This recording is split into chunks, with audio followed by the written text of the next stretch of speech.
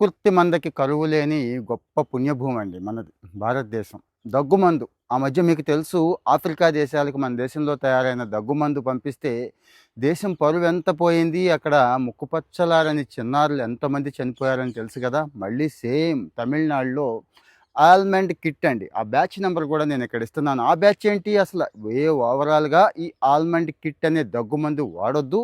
ఇది బీహార్‌లో తయారయ్యింది. చాలా ప్రమాదకరమైన డైఇథిలిన్ గ్లైకాల్. మీకు అర్థమైపోయింది కదండీ! ఎంత విషం అంటే అంత విషం. ఇది వాడేస్తున్నారు వీళ్ళు అని జెప్పి. ఇది ఊపిరితిత్తుల దగ్గర నుంచి, మెదడు దగ్గర నుంచి పని చేయనివ్వకుండా చేసేస్తుందండి. అంటే చచ్చిపోతామన్నట్టు. మరి వీళ్ళేం చేస్తున్నారు అంటే మీకు తెలుసు దగ్గు విపరీతంగా పెరిగిపోతుంది. దేనికి లొంగట్లేదు. మనకేమో కక్కుర్తి టక్‌మని ఒక టాబ్లెట్‌కో, ఒక సిరప్‌కో తగ్గిపోతే బావున్ను అని కొంతమంది.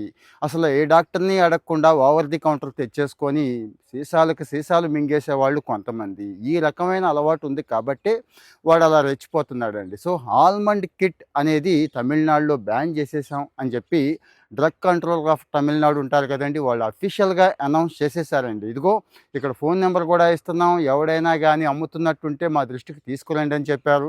మెడికల్ షాపుల దగ్గర నుంచి, హాస్పిటల్స్ దగ్గర నుంచి అందరికీ కంప్లీట్ వార్నింగ్ ఇచ్చేసారండి. అదేంటి ఒక తమిళనాడేనా?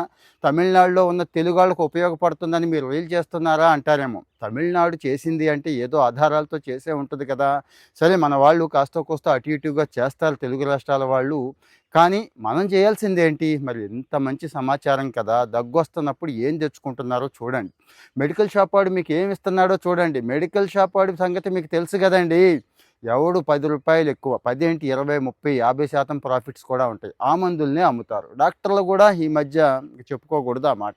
సో, మరి జాగ్రత్త పడాల్సిన బాధ్యత మనది. ఎందుకంటే అక్కడ అనేక రకాలైన టెస్టులు చేసేసి, ప్రూవ్ చేసేసి, బాబు ఈ దగ్గుమందు తాక్కండి, ప్రమాదంలో పడతాం, ఎందుకొచ్చిన గొడవ, ఆల్రెడీ పడ్డాం ప్రమాదంలో అని చెప్పి తమిళనాడు ప్రభుత్వం చెప్పేసింది కాబట్టి ఈ సమాచారం ఇస్తున్నాను తప్పించి, ఎవరిని భయపెట్టాలని కాదు, ఏ కంపెనీ మీద మనకి ఏ కోపాలు ఉండవండి. కానీ సోషల్ మీడియాని ఇలాంటి సమాచారం కోసం షేర్ చేసుకోకపోతే వేస్ట్ అండి. ఇక ఎంతసేపు ఎంటర్‌టైన్‌మెంట్‌లోనే ఉందామా? పనికొచ్చేవి కూడా షేర్ చేసుకోవాలి కదా! అందుకే ఇస్తున్నాను. సో, ఇక్కడ మీ ఒపీనియన్ చాలా చాలా ఇంపార్టెంట్. ఇలాంటి దొంగ మందుల మీద జనాన్ని దోచేసి, జనాన్ని చంపేసి డబ్బు సంపాదిద్దాం అనుకునే వాళ్ళ మీద మీ ఒపీనియన్ ఎంత స్ట్రాంగ్‌గా ఉంటే ప్రభుత్వాలు అంత స్ట్రాంగ్‌గా కదులుతాయండి. ప్రజాభిప్రాయాన్ని ఏ ప్రభుత్వాలైనా గానీ తీసుకుంటాయి. కానీ మనం స్పందించం. మనం దేనికి కామెంట్లు పెడతాం, దేనికి లైకులు చేస్తాం, ఏది షేర్ చేస్తామో మీ అందరికీ తెలుసు. కానీ ఎవడో వచ్చి చేసేయాలనుకుంటాం. మనం గూడా చేయొచ్చు. ఏం చేయాలనేది నేను ప్రత్యేకంగా చెప్పక్కర్లేదు. సో, మరి ఇలాంటి సమాచారం గూడా షేర్ చేసుకుంటూ ఉందాం. ఫాలో అవుతూ ఉండండి.